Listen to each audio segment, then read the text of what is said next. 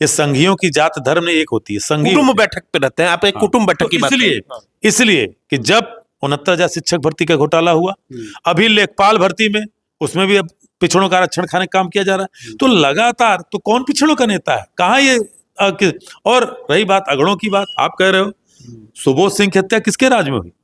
सुबोध सिंह एक ड्यूटी पे कार्यरत पुलिस इंस्पेक्टर, एक राजपूत पुलिस इंस्पेक्टर, जब इन संघियों को दंगा बलवा करने से रोक रहा था तो खींच खींच के मारा। इन्हीं आरएसएस के लोगों ने, हिंदू महासभा के लोगों ने, उनका प्रमोशन भाजपा के लोगों ने किया। जिला पंचायत का चुनाव लड़वाया। योगी आदित्यनाथ की सरकार उसकी पत्नी को आज तक नौकरी नहीं दे पाई। इसलिए मैंने कहा कि आप यादव से, सिंह से मत देखिए, संघी हैं।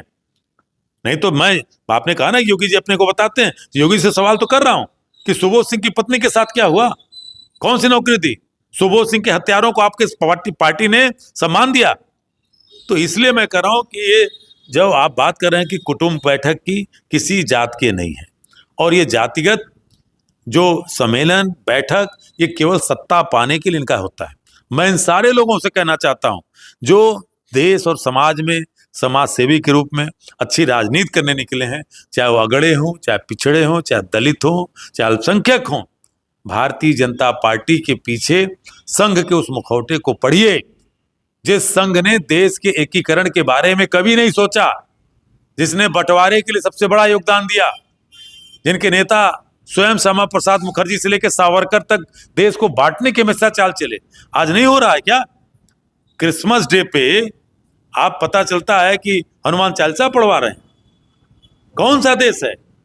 हिसार की बात कर रहे हैं। ये हनुमान चालीसा वाले हिसार की बात है। हिसार की क्या?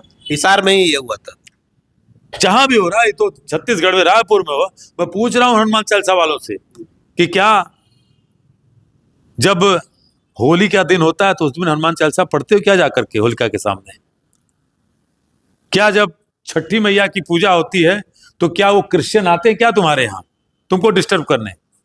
आज हिंदू इतना कमजोर हो गया है कि 2% क्रिश्चियनों को जाकर उनके त्योहार को मनाने के लिए, और सीधे सीधे देश का प्रधानमंत्री दिल्ली के चर्च में जाके कहता है कि क्रिश्चियनिटी से तुम्हारा बहुत पुराना लगाव रहा। फोटो काफी वायरल हुई है। कौन सा चेहरा दिखा रहे प्रधानमंत्री जी? कौन लोग हैं ये सत्ता संरक्षण मिल रहा है जो लोग जा करके पीएम कुछ करते हैं और लोग कुछ करते हैं। सर भाई आप बताइए ना, क्रिसमस डे के दिन हिंदू तो गरीब बच्चे थे ना जो जाके क्रिसमस ट्री बेचते थे, सांता क्लास की टोपी बेचते थे, उन और खिलौने बेचते थे। किसका रोजगार था? छोटे छोटे हिंदुओं, छोटे छोटे गरीब जो हिंदू परिवार के बच्चे थे। अच्छा, उनको मार के भगाया जा रहा है। अच्छा, एक कटाक्ष ये भी चल रहा है कि अगर उत्तर प्रदेश में सेंटा क्लॉज बन के घूमोगे तो संत कैलाश बना दिए जाओगे। देखिए मैं फिर कहा ना कि ये नफरती चिंटू जो हैं इनके पीछे कौन है?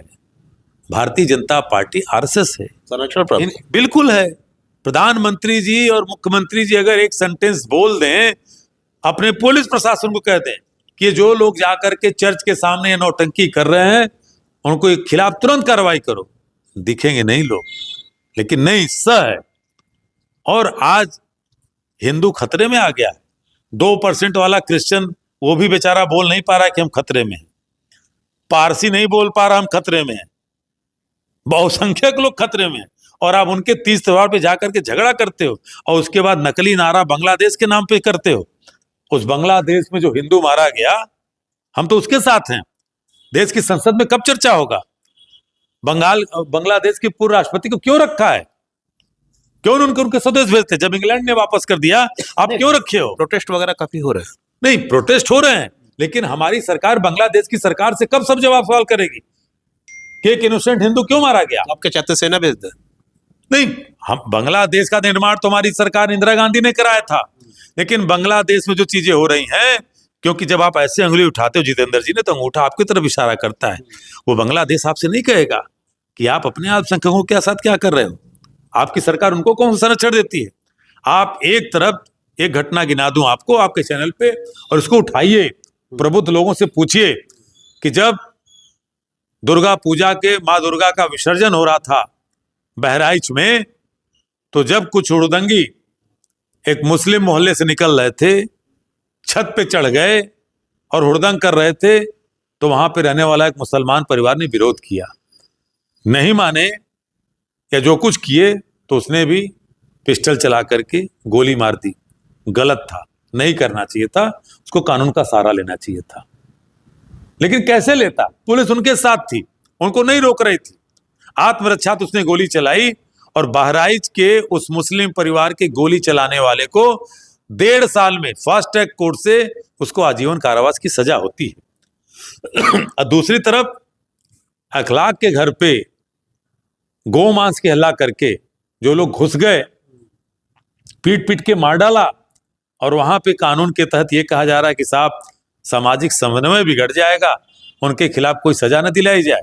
दूसरी तरफ बहराइच में मनुस्मृति को ध्यान में रख के कहा जाता है कि इसको सख्त सजा नहीं मिलेगी तो समाज में संतुलन खो जाएगा।